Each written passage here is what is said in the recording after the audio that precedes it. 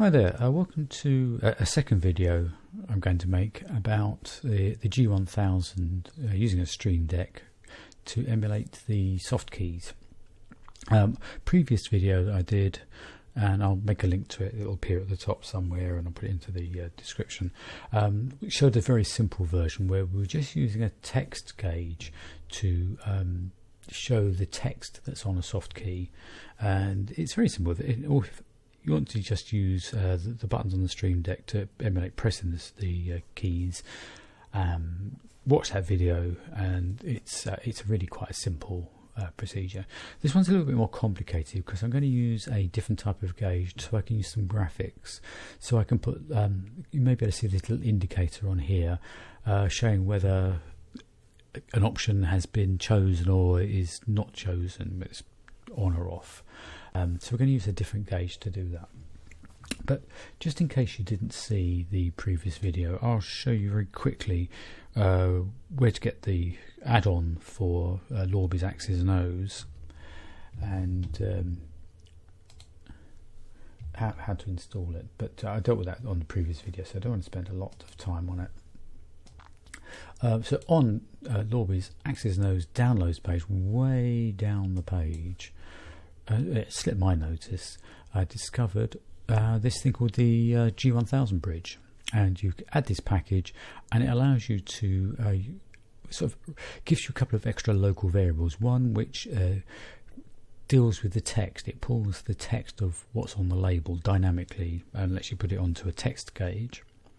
But the other thing you can use is a slider gauge with this variable here, the indicator, and the indicator will return one of three values: a 0 if there's no indicator, a 1 if there is an indicator but it's in grey mode, it's not being used, and green if it's active. It'll return a 2. So that's what we're going to deal with today using the graphics. But very quickly, to talk about the install procedure, it's a zip file that you download, and I put mine into, I've made a folder for the G1000 bridge. It comes as a zip folder, extract everything, and it extracts it into a folder, but don't use that folder. Go down one level and you'll find an identically labelled folder, and that's one that you copy into your community folder, wherever you've got your community folder. Just drop it into the community folder and then run Axis and Ohs and run Microsoft Flight Simulator, and you've got availability to use those variables now. So we'll come back to what the variables do in a second, but I just want to go through the concept of what we're trying to achieve. So if I use my PowerPoint demonstration here, so imagine that's the button on your Stream Deck, and it is 144 pixels wide, and being square it's 144 pixels deep. And so if you drew one image to go on there, it'll be 144 by 144, but we want 3 images. We want the one where there's no indicator, the one where there's a grey indicator, and one where there's a green indicator. So what we need to do is to draw one graphic which has those 3 stages. There's the first one with no line, there's the second one there, there's the third one there. So it looks like it's 3 images stacked on top of each other. And the proportions for that, 144 pixels across and 432 pixels up. And if you imagine there was this line here, it'll be 20 pixels up, I think I made it, from where the imaginary terminator is there, the line, and this one here is also 20 pixels up from the bottom of that image, and this one is from there. In fact, I got the exact places. It's 268 pixels to the top left hand corner here, and 412 to there, and I made it 100 pixels wide, leaving me 22 pixels on each side, and it seems to place it quite nicely. So that's 22 pixels there to there. Okay, and they're 6 pixels deep. I'm just very quickly show you the procedure I used to draw it. So let's drop out of this for a second. I use this piece of software called GIMP. It's free image manipulation software. It's been around for a long while, and it is. I'm no graphic artist, but it's got so many options. Best not to Google GIMP. Probably best if you just know where it is. GIMP.org downloads, and I downloaded directly from GIMP itself. So it's free software. It's been around for ages. Totally safe. Extremely powerful. But it's not really drawing software. It's image manipulation software. Touching up photographs and that kind of stuff. It's got so many. It's sort of Photoshop light. Well, no, it's Photoshop equivalent. It's got a slightly complicated interface, I find. But anyway, drawing on it. It's not designed for drawing. So let's create a new one, and I know that I want it to be 144 pixels across and 432 high. Okay, and what I want to do is to place a couple of rectangles on it. So there isn't a rectangle drawing tool, but there is a rectangle select tool. It normally comes up as an ellipse, and if you right hand click on it, you can then do a rectangle select. So we're going to select an area. Now it doesn't really matter where you draw it, because you're going to manipulate it using the positions. So, by chance, I've got it the right distance apart across. So it's 22 pixels across, and I want it to be 268 pixels down.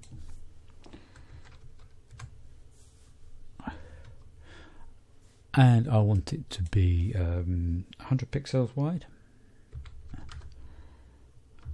and 6 pixels deep. So that's where I want it in the size I want it. And now I just use the bucket fill tool, and I want that to be grey. And I just fill that area there, and that's grey. And now I'm going to draw another rectangle. So rectangle select. Again, get it roughly in place, and 22 pixels across, and 412 is the position, and I want it to be 100 wide, 6 pixels deep. And I want this one to be filled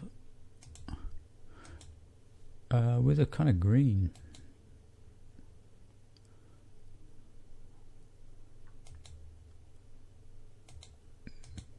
Something like that.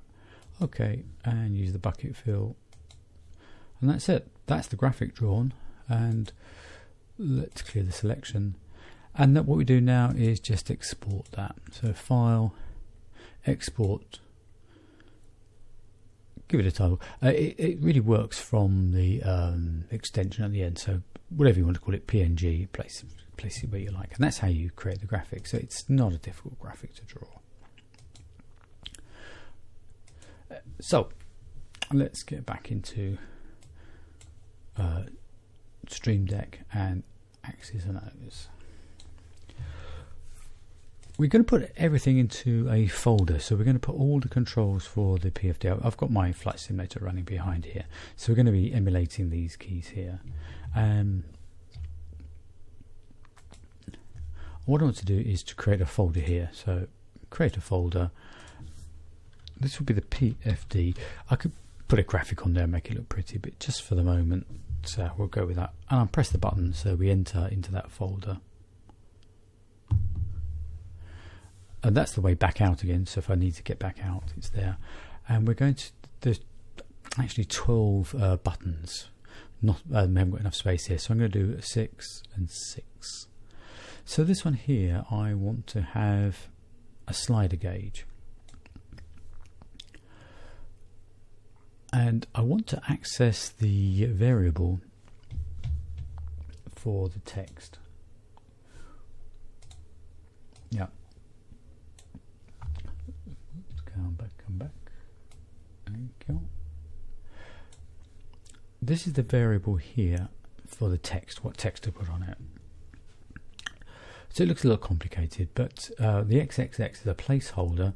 We can put either PFD or MFD in there, because we're now doing the PFD, so that's what will go in there, and the N is which button we're doing. So if I copy that piece of text here, Control C to copy that one, and in the variables I want to put my text variable, which is here. So the first thing I want to do is to make sure that it's reading the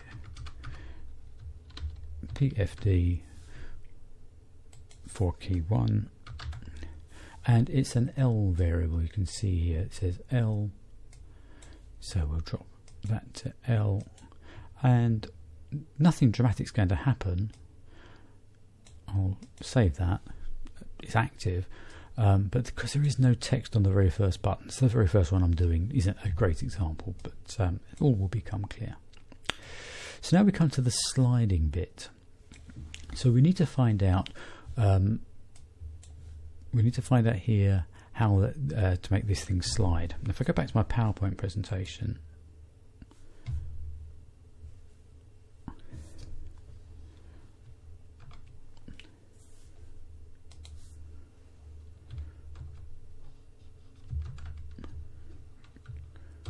oops, I'll get in a minute. There we go. So if I go back to my PowerPoint presentation, having drawn that graphic, imagine that it was going to slide underneath here so that only one bit was visible. So at the moment,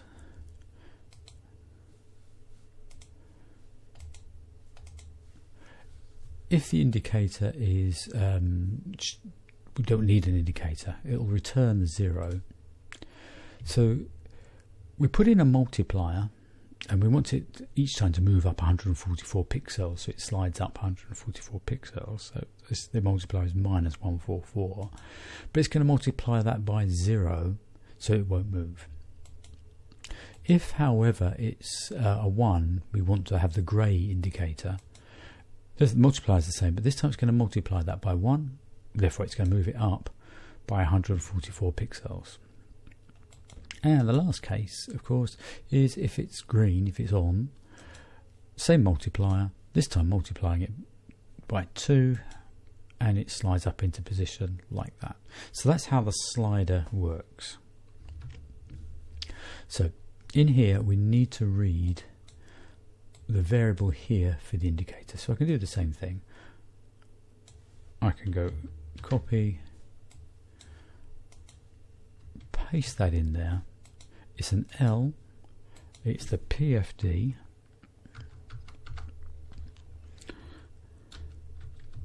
it's key number 1 that we're looking at, so that's there.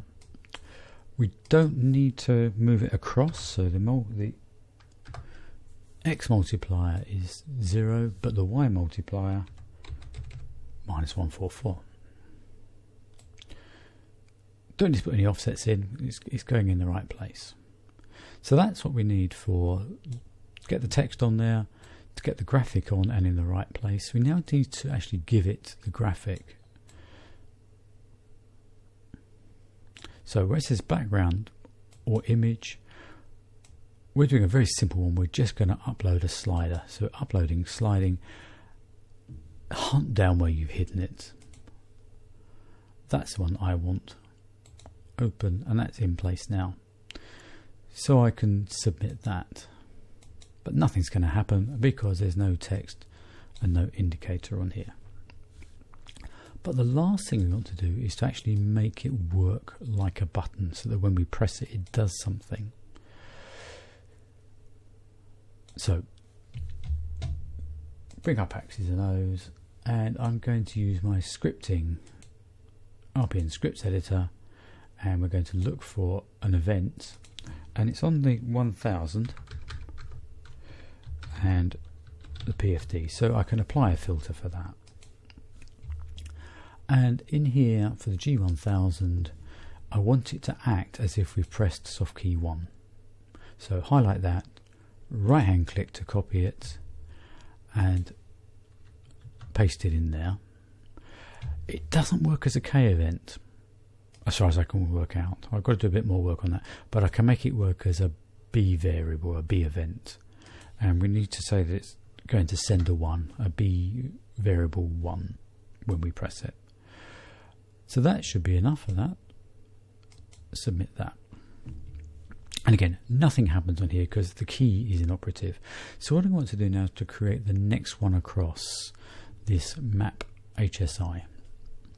And what I'm going to do is I'm going to copy this and paste it across, and then edit this, because it's going to be soft key 2. In fact, the multiplier and the image and everything are exactly the same, but the text variable will be a 2, and I want it to act as if the button is soft key 2. And I can use the keyboard shortcut here, Alt S, to save that, and you can see straight away that it's picked up the map HSI. So if I press that button, that's taken us into here. Now it's still it's saying layout and it's saying detail 2, but we're not testing that graphic yet. So let's go into the layout button, and you can see we've got the graphic for the map off and the grey graphic for the inset map. So it's working. Let's press the inset map button. That should become active and the map off should go to grey. And there it is. I've got a lot of software running on this today, so it's a bit of a delay from when I press it. I've got the recording software and all sorts of stuff working, but you can see that that graphic has slid up properly. So if I now go for map off, let's turn the map off, and it's showing exactly what's on here. Now, of course, I've now got to fill in all of the other buttons, but that's simply a matter of copying and pasting, and it's quicker if I use this keyboard shortcut. So I'm going to do Control V to insert, and using an arrow key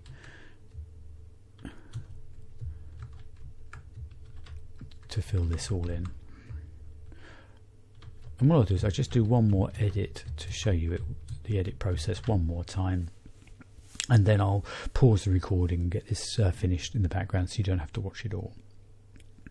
So this one here, the edit is just literally changing the 2s to 3s, because this is button number 3. So you want to change it for the variable which does the sliding, the variable which does the text, and the button variable, which button it looks like we're pressing. So it's just 3 changes to make, and then Alt S to save it, and that's it, done. Okay, I'm going to pause it now and I'll just do the rest of them in your absence. Okay, so back again. The magic has happened while you've been away and they've all been edited. So we're back here. You can see that we're back at the main page again, and let's just check it out. So we go to map HSI and you can see the greens, the greys. Let's go into layout again, and you can see everything working here. If I press HSI map, that's working. Inset map, that's working. Map off, that's working. So everything is working exactly as we expect. Press back and we go back up the layers, and that's all done now with one single folder. Previously, if I just show you what I had to do, I had to create all sorts of profiles that linked to each other and went back again with multi-action buttons, and all that's redundant now. With a single folder we're covering all of those buttons. Even better for the MFD, see how many layers I needed to create there, and I can create that all with one folder, which is absolutely superb. So I'd like to have these 6 buttons here replicated here. and these are event buttons. So if we just drag an event button to there, and I'm going to, it said direct to, so I'm going to sort of use a bit of graphic text. So direct to, and let's center that up and make the text a little bit bigger. So the event that we want, we can hunt down again using the script editor. We can insert the sim event. We've still got the filter set up for the PFD, and what I want to do is to have that as a direct to button. So right hand click on that, into here, insert that. I think it's a BVR again. 1 to activate it. We submit that. What I do is I can just copy, paste that in over here, and this will be my, I think it's menu next. Oh, so many windows. Yeah, menu. So I can go on there, change the text to menu, and from here there's menu. Highlight it, right hand click, replace that text there, and save it. Flight plan. So again, we can grab that, copy that, paste it in here.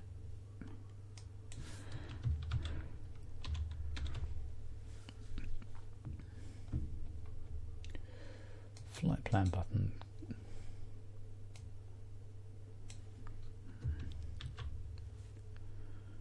And save it. You get the picture. You can see how I'm going to build those things up. Again, I'll pause it and just get that sorted for you. Okay, so while you've been away, I've been beavering away and got these done for you. So if I press on the D button, the direct to button,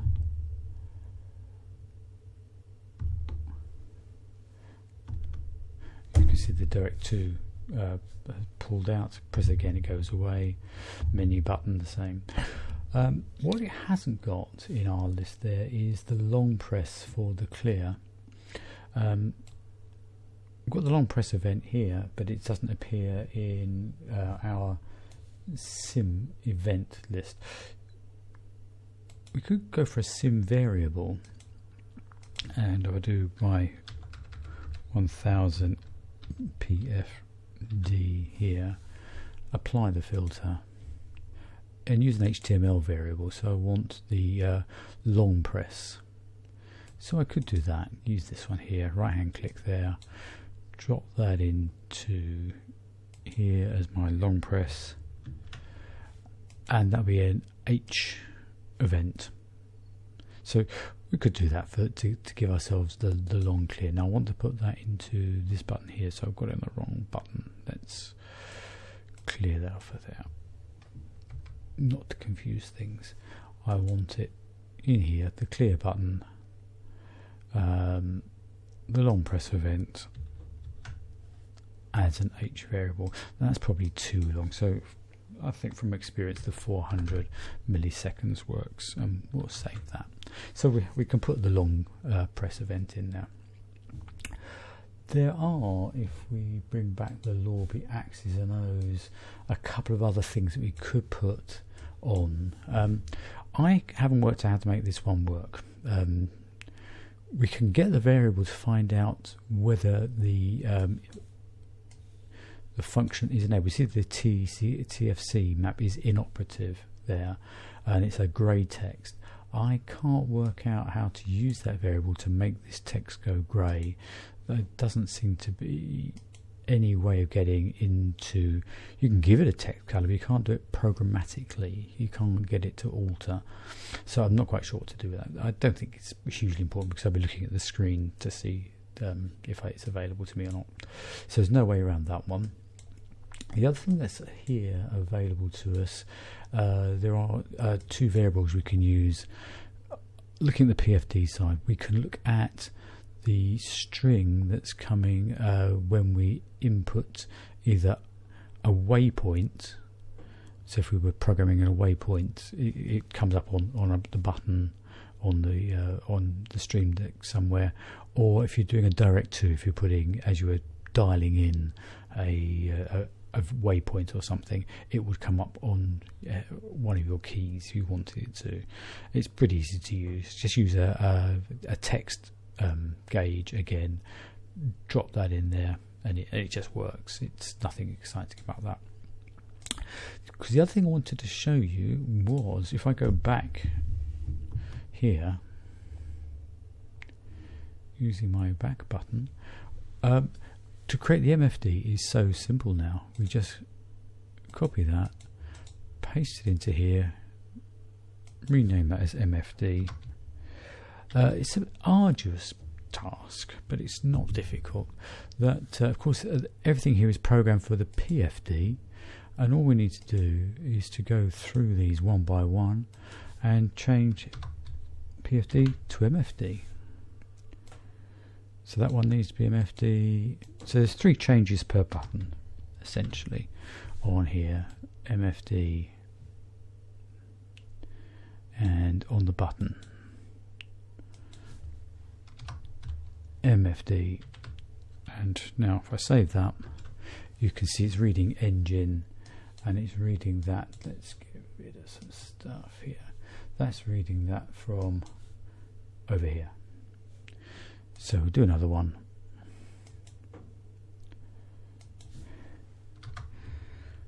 MFD, text variable, MFD, and the button. So 3 changes per button to do that. So just work your way along those, and same with here, but there's only one change to make for each one.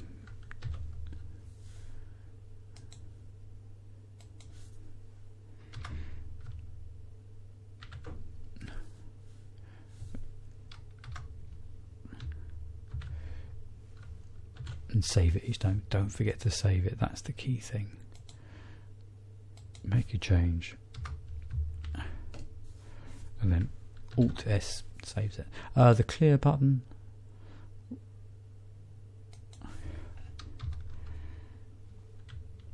and what is it for the long press? Oh, same thing.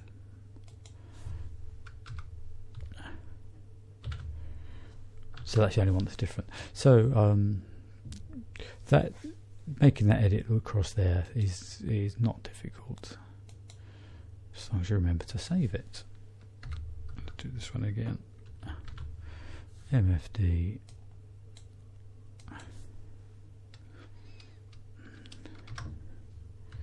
MFD, and the same for the button.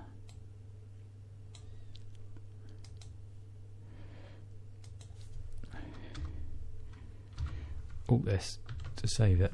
And of course there isn't any text on there. Oh, there's map there, and the map option. Let's just check that's working.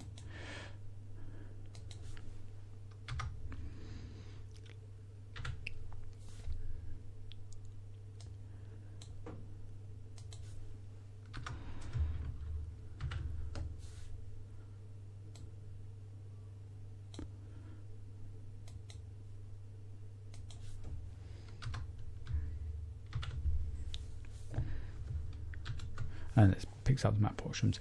Okay, that's it. I'm going to finish this job now, and I'm sure that means that you could have access to the soft keys on G1000, including the indicator. Okay, thanks for watching, and I will see you in the next video.